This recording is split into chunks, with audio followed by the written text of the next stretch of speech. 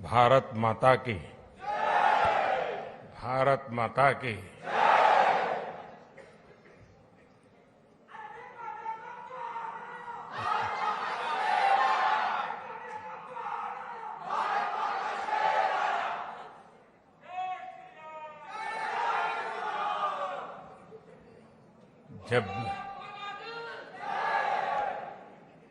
जब भी मैं जापान आता हूं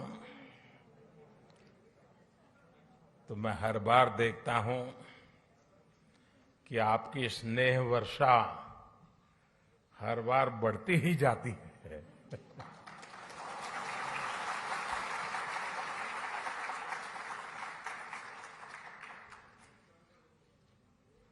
आप में से कई साथी ऐसे हैं जो अनेक वर्षों से यहां बसे हुए हैं। जापान की भाषा, यहां की वेशभूषा, कल्चर, खानपान एक प्रकार से आपके जीवन का भी हिस्सा बन गया है। और हिस्सा बनने का एक कारण ये भी है कि भारतीय समुदाय के संस्कार समावेशक रहे हैं, लेकिन साथ साथ जापान में अपनी परंपरा, अपने मूल्य, अपनी जीवन पद्धति, उसके प्रति जो कमिटमेंट है वो बहुत गहरा है। और इस दोनों का मिलन हुआ है, इसलिए स्वाभाविक रूप से एक अपनेपन के महसूस होना बहुत स्वाभाविक होता है। साथियों, आप यहां रहे हैं, काफी लोग आप लोग यहां बस गए हैं। मैं जानता हूं कईयों ने यहां शादी भी कर ली है।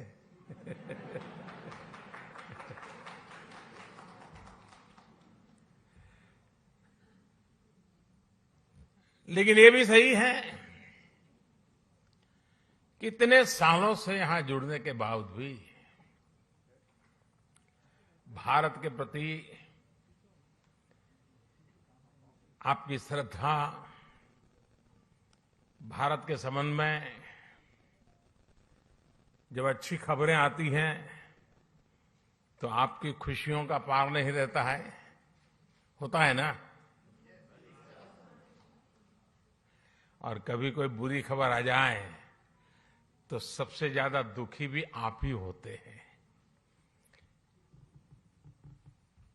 ये विशेषता है हम लोगों की कि हम कर्म भूमि से तन मन से जुड़ जाते हैं, खप जाते हैं, लेकिन मातृभूमि के जो जड़ों से जुड़ाव है उससे कभी दूरी नहीं बनने देते हैं।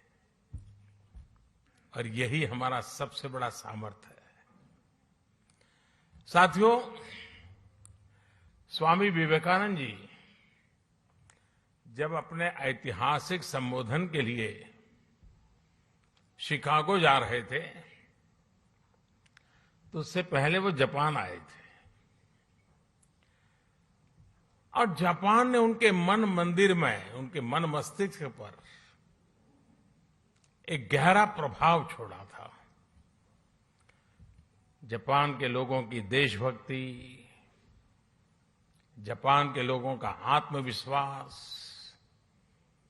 यहां का अनुशासन, स्वच्छता के लिए जापान के लोगों की जागरूकता, विवेकानंद जी इसकी खुल करके प्रशंसा की थी। गुरुदेव रविंद्रनाथ जी टैगोर ये भी कहते थे, जापान एक ऐसा देश है जो एक ही साथ प्राचीन भी है और आधुनिक भी है। और टैगोर ने कहा था, Japan has come out of the immemorial East like a lotus blossoming in easy grace. All the while, keeping its firm hold upon the profound depth for which it has sprung. यानी कहना वो चाहते थे कि Japan कमल के फूल की तरह जितनी मजबूती से अपनी जड़ों से जुड़ा है, उतनी ही भव्यता से वो हर तरफ सुंदरता को भी बढ़ाता है। हमारे इन महापुरुषों की ऐसी ही पवित्र भावनाएं जापान के साथ हमारे संबंधों की गहराइयों को स्पष्ट करती है।